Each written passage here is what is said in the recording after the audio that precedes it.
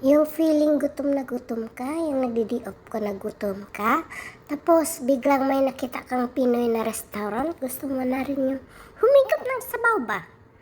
Tapos yun, pumasok si Inday, akala mo na, ang feeling.